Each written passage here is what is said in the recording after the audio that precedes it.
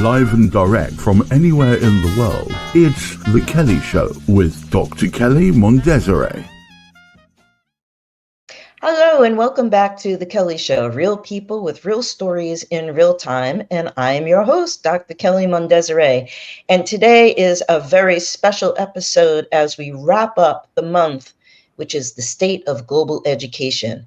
And today I'm bringing to you, folks, a dear friend, a colleague, and someone who is absolutely brilliant and it has taken his expertise into the classroom and has given his time to our youth. So we'll be right back with introductions and bring our guests to the studio after a word from our sponsor. Stay tuned. We'll be right back with our special guest. Don't go away.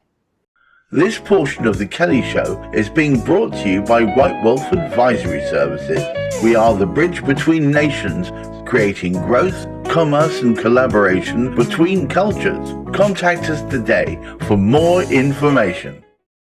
Hey, welcome back to The Kelley Show, real people with real stories in real time. And as I said before, in case you missed it, today we're wrapping up the state of global education, the month of June. This special episode is special because my guest who's come to the table today is a brilliant, I call him a genius, absolutely brilliant serial entrepreneur in the areas of technology, finance, and healthcare. And he has brought all that expertise and experience to the classroom to teach students cutting edge technology, teach them about business, what it is to run a business, finance, run their lives as young adults. And I can't say enough about this man. He's going to share his thoughts on the state of global education. Mr. Khash Sarrafi, welcome to the show. Thank you for being here. How are you? Hi, how are you doing? Good I'm good, and thanks for the recommendation for the iMac. I love the lighting, the audio. Makes life a lot easier. And for the folks out there, Khash and I go back a long, long time. And anytime I have a problem with my laptop, I call him up and beg. And he says, "Oh, shh." And he says, "I'll take control," and boom, boom, boom, boom. And in 5 minutes, it's all done. Genius. So Khash, thanks so much for giving your time today. I really appreciate it because you are the bomb when it comes to IT technology and serial entrepreneurship. So let's start from the beginning. Where are you from and where in the world are you now? And Gareth, we have a nice slide to put up while Khash tells us all about growing up. Thanks again, Kelly. I appreciate you being here and putting the show. This is fantastic. I'm really glad you're doing it because you are a connector, and you always have been. So I appreciate you doing this. So Khash Sarrafi. I actually, I'm really old. Dinosaurs used to roam the earth when I was born. So I aged myself way back. But I was born in Tehran, Iran, in 1970, and I was. Living right in downtown Tehran, which is like New York City, but just as crazy and crowded. So it was fun to go to school then because you were going as if you're going to New York City. You go from one place to another, crowds and busyness and craziness. But yeah, I was privileged to go to school there, and I had a mother who was a teacher. My dad was a big financier in the banking system in Iran, and I have one older sister who's an artist. Excuse me. But obviously, as you know, through the whole war and all the Iraq-Iran war, situation in Iran got really worse, and that's not something I wanted to deal with or go through. And so we decided as a family that I should pursue leaving the country for a better life in the future. So I left Iran in 1985. I left by myself, went to about a year in Europe. I stayed there. I was applying for a student visa to come to the United States. That was my ultimate goal because, as they say in Iran, there's gold all over the streets in the United States. You just need a shovel. They didn't tell you that it costs a lot of money to get that shovel. A lot of work to get that shovel. They just told you got that confused with Switzerland. So let me ask you a question. We have 3 photos up here. So while you talk about what it was like, your experience to come to the United States and not speak really 2 words of English. Can you tell us when and where these photos were taken? And I asked you specifically just before we came on air why you were so serious in the middle photo. So tell us what the education system was like in Iran, what the emphasis was like, so we can get a better understanding of what is the education like for students over there. And while you're telling us that, do talk about these 3 photos, because it's very interesting to the Yeah, viewers. absolutely. Obviously, the picture on the left is me in 6th grade, and I was right around when the war was starting in Iran and the revolution started. So schools were segregated. Boys were in one school, girls were in one school. So if I could expand that picture, you see me sitting at these big tables that 3 people sit in a row.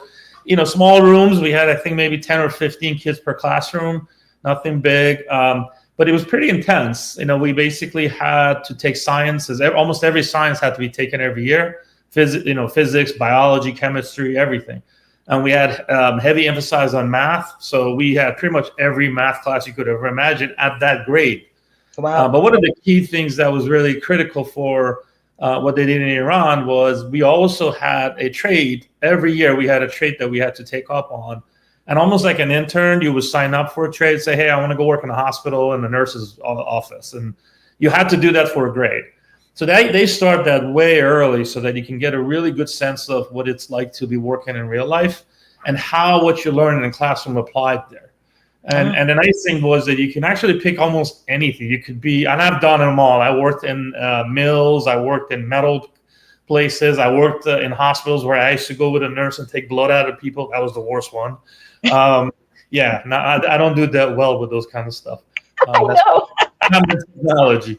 But again, it was very intense like that. And obviously, with the changing of the guard in the government, the intensity of that just picked up from the religious side of the house as well, and that's something that I just did not appreciate as much. So, but that's when I was in school. We made the best of it. As you can see, I'm still smiling, so I was happy there because schools are fun. When you go socialize with kids and you have your close friends. The picture in the middle is right around, I think it was a week or 2 before I had to leave Iran. So you could see that I wasn't really too happy. Yeah.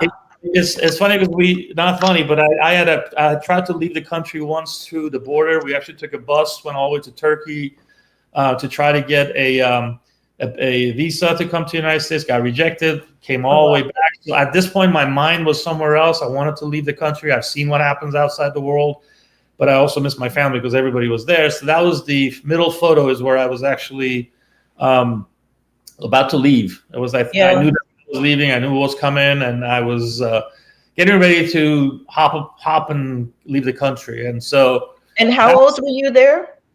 I was 12, 13 years old. Jesus. And where in Europe did you head to prior to coming to the States? I landed in Switzerland. They told me that, Iranians had a story about where you go, which embassies will give better visa to Iranians. So we had to try all of those. So I tried Switzerland, France, and there was another Germany. I think we went to Germany for like 2 days, and then I came back. Didn't get any visa there. So then they said, go to Turkey. Istanbul has visa. So I went to Turkey and I was there for about almost 8 months. Mm-hmm. Okay. So finally I got my visa from there and my F1 student visa. Wow. And before I ask my next question to you, where are you in the photo where you're a young man? If you could just explain that one. Yeah, so I was that one is interesting because I was graduating from high school. I graduated, I think it was a year out, and my dad was pretty. He at this point had a consulting business. He does a lot of global trades, and he had a big contract with Georgia Pacific, which had an office in San Diego, California. And he was trying to get me to help him out, and father does to the son, trying to say, "Hey, come work with me." And I was really excited about it. I was like, "Yeah, this is cool." So I had to look like an adult coming out of high school to go and try to present in front of a bunch of executives and be my father's protege. Yeah. And one thing my dad always told me, and I do it to this day, is always dress for success. You just never know. So I learned from any on, the tie is necessary when you get in front of somebody. Be representable, be decent, look. Even if you have to look older, you got to look older. It is what it is. Yeah. That was really good. That was a very good experience for me. All right, we're going to take the photos down so everybody can see your handsome face here. So my next question to you is, you come from Europe and boom, you're here in the United States. You're basically 13 years old. And you told me you maybe spoke one word of English, and that was what? And how was that transition for you as a tweener to, boom, be popped into the United States, into school? Talk to me, because the viewers, you can't believe what he's going to tell you, what his journey was, and how he accomplished such greatness in short amount of time. So Khash, full screen on Khash. It was interesting, right? So I swear to God, when I was in Iran, we watched so many times the movie Grease that I thought every high school in the United States was like Grease. Fun times, dancing, singing, and T-birds and pink ladies. And that literally was the story that they burn in our heads. And when I came here and the first day, and I actually didn't go to school for 2-3 weeks because I didn't speak English, and my guardians at the time that I had, they decided to have me sit there and watch a couple of shows on TV to try to pick up my language. I Dream a Genie was my favorite for the longest time, and even to this day, I sometimes blink when I have a hard time. Maybe that goes away. But Bewitched, I Dream a Genie, these are the movies I kept watching. But then when I started school, it was exciting, right? I mean, I'm coming from a school that was segregated, boys here, girls there, and now I'm sitting right amongst the girls and boys, and I don't understand a word they're saying, but it was really difficult at first. But I came to realize pretty quickly that my level of knowledge was so much higher than every other freshman. And I came in as a freshman. But my level of knowledge was senior level. My math levels, my science levels, I couldn't speak it, I couldn't explain it. But when there was given a test, the math test, I was done with it in 2 seconds, and I was like, "Well, this is really easy stuff." But yeah, that was the language part was definitely the biggest problem, and I cannot say how much I appreciate an ESL class and my ESL teachers, how much they helped bring me to reality of this is it. And then the other thing that I always did, and I tell my kids even to this day, is I joined every club. Although I didn't understand a word of anything they said, but I joined the club. I forced myself into the club so I can learn and listen to different things. I joined athletics immediately. I got cut from the basketball team in 2 minutes. Persians just don't play basketball very well. I got cut, but I wrestled and I played football and I ran track. But I think all of those accelerated my English pretty quickly. And I think I was like 50-60% by my sophomore year. Wow. But, not knowing the English was the hardest part. Not being able to speak it was hard, but it was coming together. But I was A student through all my math, all my science classes. Wow. So I got honor society my sophomore year, not because I was smart, but I think because the preparation that had given me was so much farther than anything I got here.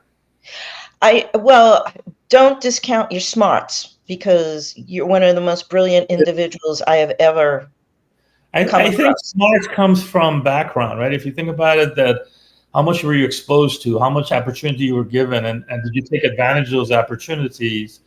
I used every stepping stone, everything I did, I remember. And I always use it as, okay, now how do I want to get better than that? Where did I come from? How do I want to not get there again? I want to get better with that. Just to walk around the streets of Turkey in the middle of the night trying to get food. I only had $500 in my pocket at best. And so you learn from those things, and you're like, okay, I don't want to deal with that crap anymore. I want to go forward. So how do I do that? Education is a good way to do it. And again, American people are very, I would say, warm. We hear a lot of stuff around, but it's at the core of it. The teachers embrace you, and that's one of the things I loved about teaching is they embrace you. They do what they can. They're not there for anything but their passion. And I can attest to it because I had teachers who knew I didn't speak English, and they pulled me, and my math teacher, I never forget it, had a big division on the board, and she kept saying my full name, Khash Sarrafi, blah, blah, blah, blah, blah. no idea what the heck she was talking about, but she pulled me over and she had me solve the problem on the board. And all the kids were like, wow, this guy really does get it. And that was the moment she realized. And in order for me to be proud of what I am and what I know, she put me on the spotlight. I did a good job. And every kid wanted to be my friend at that point. So well, that's great. I know you love to be in the spotlight. That's for sure. For those who don't know, Khash and I worked on I don't even know what the technical word would be, but it was a platform, AI based platform a few years ago, and we were going to a technology conference, and they wanted me to speak. I said, I'm sticking him in front of the stage. And trust me, folks, I love a captive audience, but you have to see this guy in action. I mean, seriously, he loves the stage. And he really, I mean, honestly, you did tremendously. I was like, this guy's pretty good at this. So the next question I have for you, if you don't mind, I made you blush. So next question I have for you is, you have all this education, you're coming out of school with honors. Talk to us about your journey as an entrepreneur, as a young professional. And we have a great photo to put up of you, and maybe you explain what all this is about. Oh, no, let's not go to this one. Let's go to the next one, Gareth. My bad. This one. Yes. Okay. What's going on here? So, as I said, you sort of kind of build everything on top of what you learned, your experiences, and what you have been through. One thing I learned, and I continue teaching all my own kids in the school that I was at, is failure is not an option. And of all the places that I've been to, and I've traveled the world quite frequently in the past 20 years, the land of opportunity is here. It truly is. If you put the effort in there, if you put the work in there, and you literally pay attention to what you're doing, nothing is handed to you. And it's definitely true. Nothing is handed to you. But if you want it, it's there. It really is there. And there are enough passionate people around you. If you find the right network of people who can help you, you'll never do it individually. You'll do it as a group, as a network of people who have the same interest. But the end result is what you're seeing on there. This is after my fourth startup. I've been always working on innovation. What's the latest thing? What's the latest technology? And that doesn't always play well for industries, right? And the enterprises are not ready for the latest innovations all the time. But if you can actually be the guy who explains and translates or comes up with products that resonates with them, and they can see that, hey, I can do this thing, then they absolutely love you, and they'll give you everything and embrace you, and they give you the success because you saw it in their vision. And so I think that's where the difference. When I came out of high school, I'll tell you, and I think I told you this story. I was on an F1 student visa. I got accepted to 25 Ivy League. All the Ivy League colleges. Wow. I think Harvard was the only one that didn't accept me. But it's okay because I got into every single one of them, and I was just shooting darts at that point. But I couldn't afford to go to any of them. I just didn't have the money, and obviously F1 students do not get any kind of grants. They don't get any loans, so none of this applies to you. So I was pretty down and depressed on myself, and I almost wanted to quit, blah blah blah. And I said, you know what, I'll go to community college. Mm-hmm. You can see the opportunity is still there, right? So if you can't go to that college, there's still another opportunity to go to community college to get a start. And I think that was a really cool experience in my life. I got to meet some really awesome people, really cool things. And it really gave me the confidence that I needed back to go apply to where I wanted to go to computer science. And I went to UConn, got my computer science degree there, finance degree there. And so that really pivoted my confidence back to like, I could do this stuff. This is, it's not that bad. And so that's, so I ended up at UConn, graduated from there. And, I wasn't in college was difficult for me because I was working third shift. I still didn't have my visa. So I was on an F1 visa. Wow. You have to work at night, third shift, come back and do studies and all. So it was a little stressful. And that went all the way through when I graduated from college. And I never forget it. I was literally I was getting my visa, right, green card right at the time. And I met with Pratt Whitney. I met this CIO at Pratt Whitney, and she had 3 candidates, and I was the worst one. Mm-hmm. And she literally looked at me. She put the resume in front of me. She goes, "Why would I hire you? These candidates are all A students. They do all this stuff. Look at that. You know, in your resume, you can't put your life story in there. You can't tell them I came from Iran. You can't tell them all the stuff you've done, right?" So on a resume, I didn't look good. On my transcript, it didn't look good. And so, Darren, let's lose the photo so we can see more of Khash.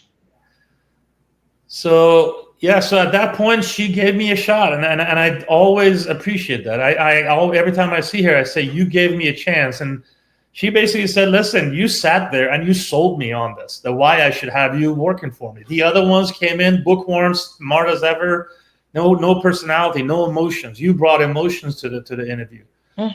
And she said that was a selling point. I know that I always get the truth. I will give you emotions out of everything we work on together. And I said, that you get what you get. It is what it is.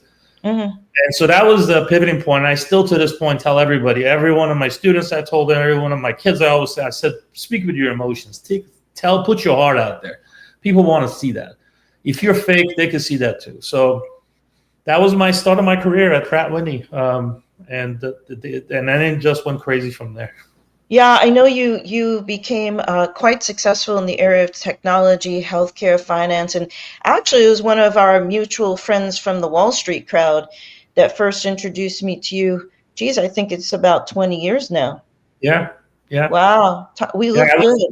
Well, that was the thing. I left Pratt Whitney because I was like really excited about technology, where it was going. We were right at the beginning of the internet era. And so I looked for a consulting job, and I somebody told me once, they said, if you can make it in New York, you can make it anywhere. Yeah. So I said, I got to be in New York City. I don't care. I got to get a job in New York City. So I found a consulting gig in New York City, and I was working with this team. There were 30 people in that company. I joined them really early. I had no idea what the heck they were doing. I was really not the coding style that they were doing, but I learned how to code in about 3 weeks, and in their style, which was really high trigger, high point enterprise applications. Again, good people around me. I mean, that wasn't just me. And New York does that to you. It's just you move faster. You do crazy things. You got to work twice as fast in New York, and you don't even notice it, by the way.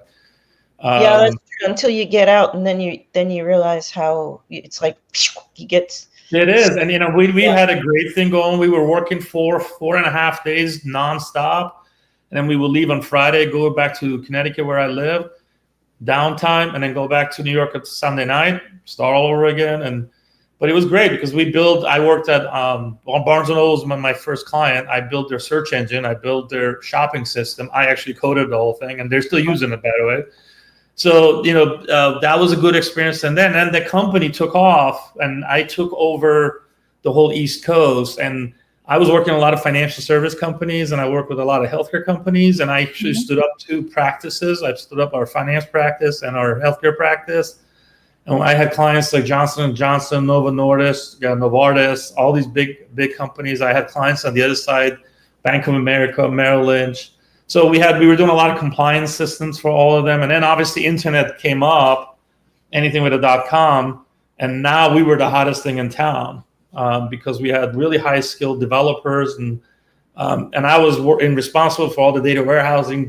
I was always in the data business because I always knew that data is going to be the future. So we built a lot of like this stuff that we're talking about, machine language, AI. We actually built those for some of the finance companies way back when. Pretty cool. So we have a photo, a black and white photo, because you established yourself here in the States. You have a beautiful family. And, when you sent me this photo, I kept doing this and I said, is that him or could that be his father? I was like, no, I think he photoshopped in a mustache or something. So all joking aside, this is a sensational photo. If you could please tell us who these people are, where this is, what the trip was about, and I'll let you do the rest. I always say one thing, which is never lose your past, right? Never lose where you came from, and always learn from it, right? Good, bad, or ugly, there are some beautiful things about your past that you should always remember. And I always remember my grandfather. He was one of the big bazaar guys, big trade guy. And so when I had my kids, and my little one to my right is my oldest, he's 19 now, and the one next to him is 16 now. So when they were at the age where I could actually say, okay, let's go back to Iran. I want to show you where I came from. I want to show you my school. I want to show you my house. I want to show you where your grandfather started this whole thing. And that's my cousin, actually, Ali, who's in Toronto now. But so I said, let's go to visit. And as I had the privilege to go back, and with my wife, we all went out there to visit Iran. But it was great for my kids to see that whole dynamic, that whole culture, go to the same place their grandfather, the great-grandfather was working. That's their big shop. It was just the old bazaar. And then in this case, Iran has one of the oldest histories. And, being a part of Ottoman Empire and all that, there's just a lot of history there that you can't just not see. So this is one of the castles in Iran. And what they do is really cool. They give you the old customs that you can wear. And that mustache is fake, the hats and everything. And the kings, you always had whoever had the biggest mustache was the king. That's how you could tell.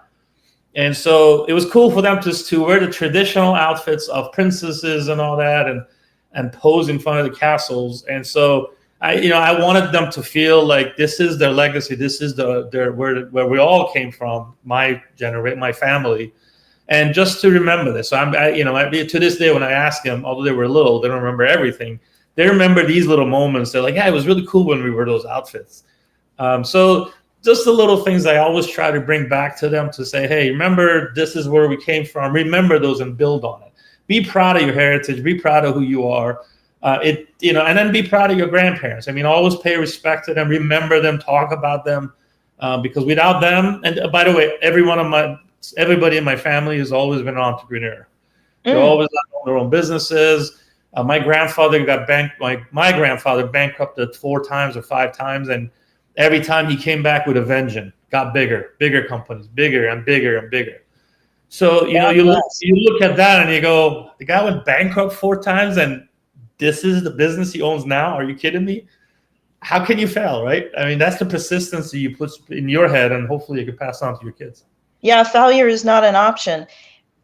We have an option here. We're going to take a break to have a word from our sponsor. So everyone, don't go away, because Khash is coming back to continue the conversation, because we're going to talk to him about why he went into the classroom and what he's teaching these kids and his take on the state of global education. So don't go away. We'll be right back.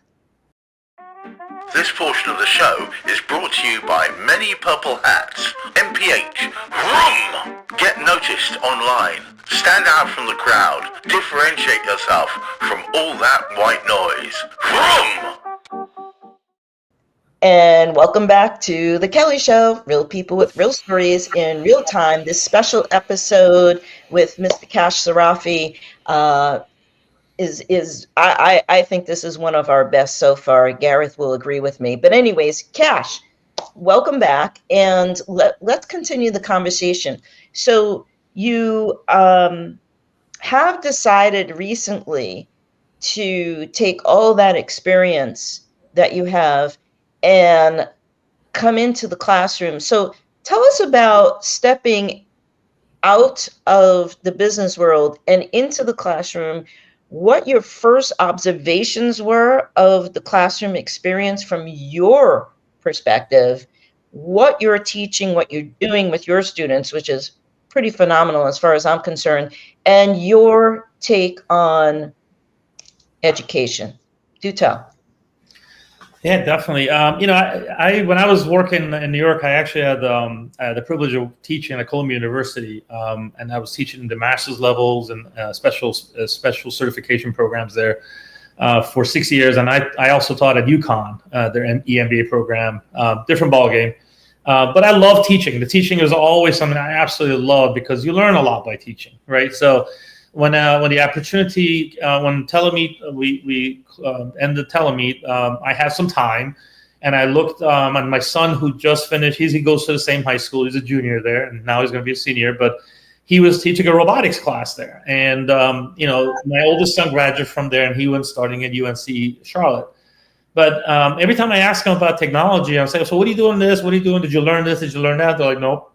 I'm like, How do you not learn the basics? This is like the most basic thing in the world. How do you not learn that? And that sort of kind of bothered me. And I was like, well, what are you going to do about it? You can sit there and complain about it or do something about it. And so then when the robotics teacher retired, I was like, well, this is probably the closest I'm going to come to teaching without actually teaching certification. One of the wonderful things, and I hope they don't touch this thing. I hope to God they don't touch this, is the Career Technical Education Program, the CTE program. And it's across the country. It's federally funded.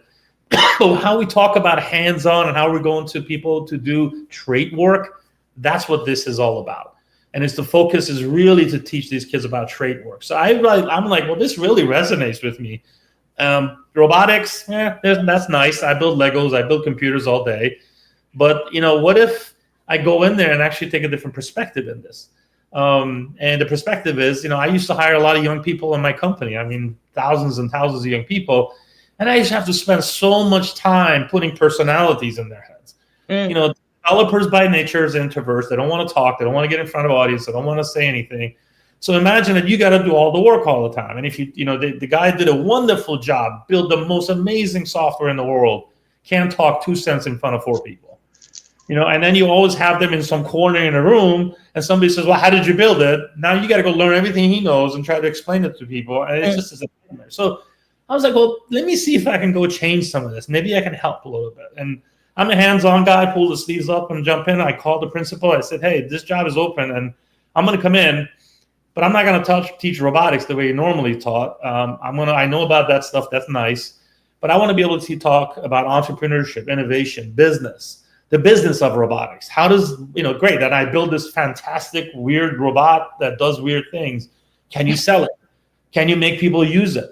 Does it serve a purpose? And they bought it. They're like, yeah, absolutely. As long as you can meet the standards that we required, this is your class. Go crazy.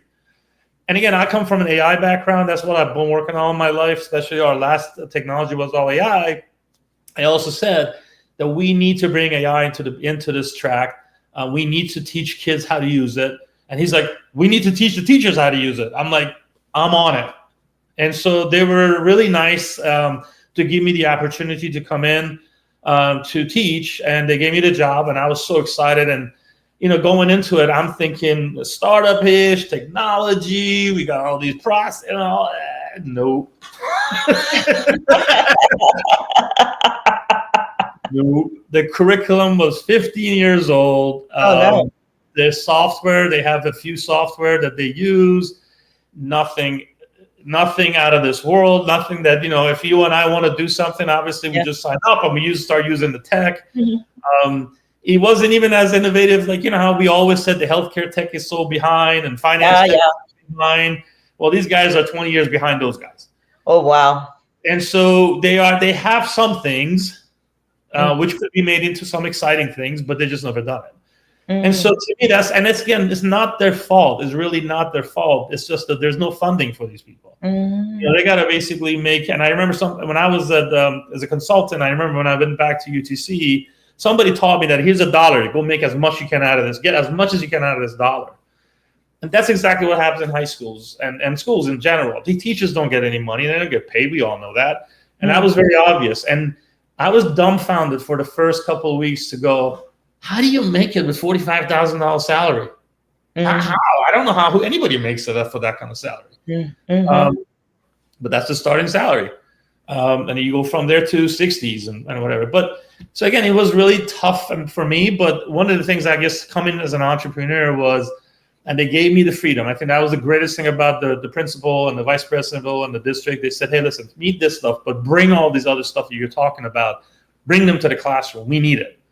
So they want it. It's really, really something they want. And then even to this day, I tell all my friends who are sitting on the pine waiting for the next job, go get a teaching job. Not only will ground you and tell you where it all starts from, but you'll appreciate the difficulties that the educators have to go through, from administrators to the district to the teachers. And the teachers, the stuff they got to do is just amazing. I was telling somebody, I actually, not to brag, I won an award last night. It was our last night yesterday. They gave me an innovation award last night, and I was humbled by it. And I said, I don't know if I deserve this. It's my first year doing this, and they were pretty appreciative of the fact that I stepped up. I just build my own curriculum. I build my own program, and I did stuff with it. But I got to tell you, I told them all, I said, I felt like this ant that was walking by, and all these other ants came around me and helped me figure out how to find my path back to my house. Wow. And that was the other teachers. They literally went out of their way to make sure I don't fail. Wow. I am not kidding you. These teachers, some of them had nothing to do with robotics. They don't know anything about anything. But they knew that I was going to have a rough time with the processes and documentations and all this stuff that I had to do. I did not feel like once I was alone. Not once. Did you end up automating all those processes? Because knowing you, I figured as much. So, anyway, any opportunity I got in my classroom, like taking attendance or hall passes, I had a kiosk. I was the first person to put a kiosk up there with an application. And I didn't use anything that was against the district rules. I used the tools that they had, but I knew software programming. So I wrote 2 programs, simple programs using their own tools. I put it as a kiosk there. I said, students walk in, pick their name, they're checked in, they're done. They want to go to the bathroom, they pick their name, check out, and check in. How simple is that? Every other classroom has these literally big fat paper. Go sign here, sign there, and go and come back. And I explained to the principal, I said, listen, this could be so nice if we could put these kiosks can be put everywhere in the classrooms. Now, when you do have a 500, which is a shooting in school, one push of a button, you know where every kid is standing. Is it in class or they're outside the class? Yeah, but you can also see where the attendance lie. I mean, at the end of the semester, I show all the students how many times they've gone to the bathroom in my classroom and how many times. Sorry to interrupt. I just had an idea. Could you create an app that connects to the teacher's phone that, God forbid, they have lockdown? All she does is push a button on the phone and it automatically locks the classroom door? You're talking something that doesn't exist at all. And I mean, the app has a great idea, right? But I still have a key that gets me through the door. So okay. Again, budgets are tough. I mean, that you're talking about updating the lock systems. It's expensive, and where's that budget coming from? So it's a choice of, do you spend the money on that, $100,000 on putting locks on the doors, or you spend that money on curriculum and material the teachers need, or whatever. It's not a rich area at all. I mean, this is like scraping the bottom of the barrel. But isn't it a crazy question that I have proposed to you? What a world we're living in. Jesus. So one of the things that I do in my classroom, as I said, every morning when we get to the classroom, CNBC's up and running. So every kid, we go through the market. What is the market conditions? I tell the kids the first day, there is nothing. We don't talk about politics, and it's a very district rule too. Nobody talks about politics in classrooms. We don't want to do that. And so, but we don't talk politics. But I always tell them, somebody told me once, follow the money. And you know who that was? Your friend Maria. I'm trying to get her on the show. Maria Smith. Shout out to Maria Smith. She told me to read Wall Street Journal every morning. Yep. She said, just read it end to end, see what's going on. Yep. And I never stopped. I always look at the CNBC news. I say, okay, what's going on? Where's the money? Where's the money flowing? Is it going here today? Is it going here, there?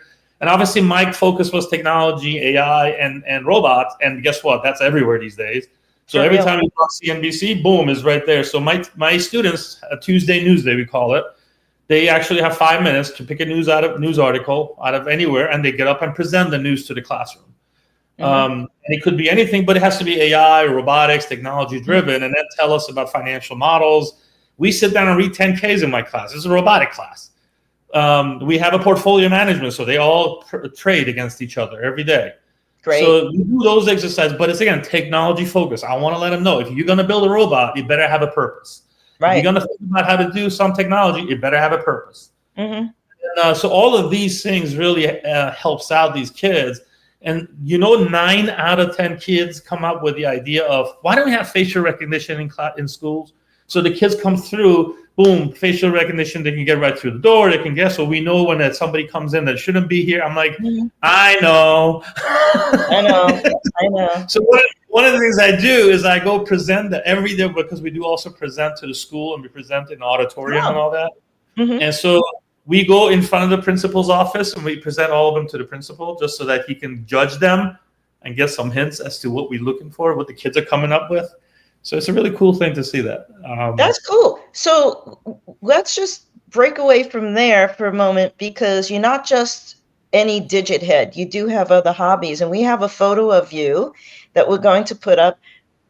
Okay, enjoying. Now, I know you have two favorite pastimes. Now, folks, you have to remember, Khash is a very tall man, and when he walks into a room, everyone knows he's there. He's got this presence. But however, we have something in common. We both love to bake bread, and Khash is a far better swimmer than I. So tell me about, who is this kid in the pool, and tell me about your swimming, and how'd you get into swimming? Yeah, you always follow what your kids do, and my kids started swimming at a young age. That's my youngest, Pasha. He's 16 now, but he started swimming at 5 years old. Loved the water, stayed in it, going crazy, and he's very competitive now. He's a pretty high-level competitive swimmer now. But I didn't speak the language. I wasn't a swimmer when I grew up. I didn't swim much, but it was important for me to be able to speak the language, to perhaps keep their interest in the water, right? And so I started swimming alongside them. I went to join a master's program, and I started swimming every morning. And before I knew it, I was an official. Before I knew it, I'm a coach. And this one event is when the coaches actually swim with their students and with their swimmers. And I had the privilege just to be in a relay with him in this meet. So it was really cool. But again, I swim every morning. We try to.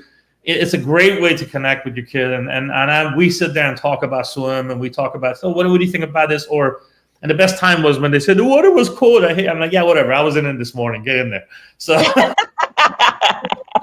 or the days that you have an off day, I have a very passion for them. I go, yeah, give him a break today. He needs it. This is a rough week, for example. So it was a great way to connect, and I'm addicted to it now. I'm also a U.S. Swim committee member. I'm a director of boards, so I'm a lot more involved in swimming than I thought I would ever be. Very cool, very cool. Well, we're kind of running out of time right now. I'm going to have you back in September. You already said yes, so now you can't say no, because people now expect to see you again. And we have to drag Miss Maria in with you for a panel discussion. Yep, Maria, yeah. I know you're watching this. But folks, if any of you would like to reach out to Mr. Khash Sarrafi, he is a brilliant individual. We have his contact slide up that we're going to show you right here. Fab suit, Khash, really great photo. He is available for public speaking, consultation. If you have a technology, healthcare, financial, business, and you need the bomb for AI and technology, and Jesus, you told me you put an app together in 2 days? Unbelievable. Here's the guy. There's a lot of them here. Yeah, I saw that whiteboard. And reach out to Khash, and he will get back to you. Khash, I want to thank you so much for being on the show. Final and last question. We have a tradition on the Kelley Show. If you could name one person, place, thing, that you are thankful or grateful for, who or what would that be? I thought, thinking about that, that's really hard, right? Because at every turn in your life, you have that one mentor, one advisor, somebody who helps you, or team of people who you really look up to. But the secret of my success has always been find that one mentor. Find that one person who tells you the truth, nothing but the truth, and tells you, yeah, don't worry about it or do this. So I've been very privileged to do that. But ultimately, I think it comes down to my parents because they made the biggest sacrifice.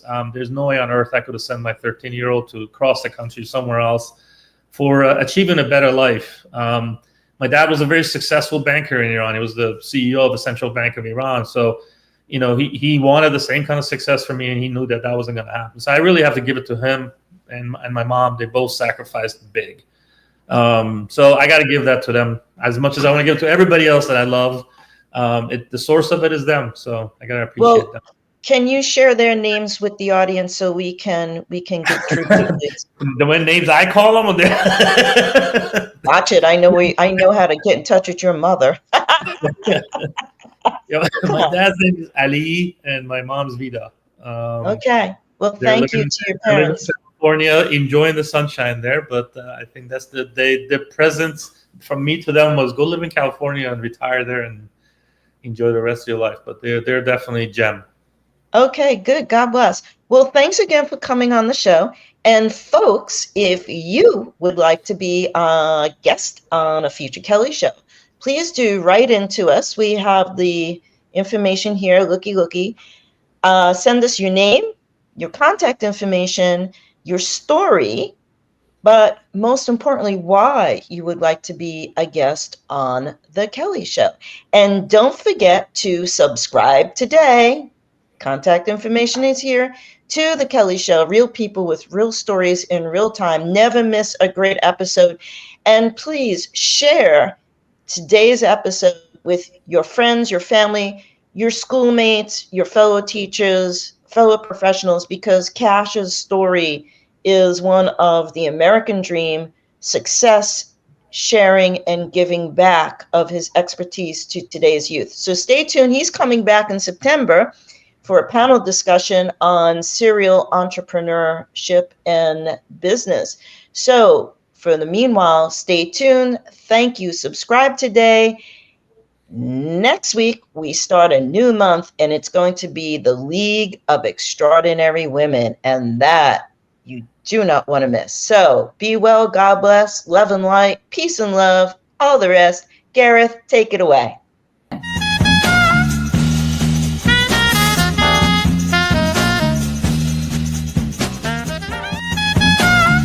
If you would like to be a guest on The Kelley Show, send us an email with your contact information, where in the world you are, and a brief description of the story you'd like to share today.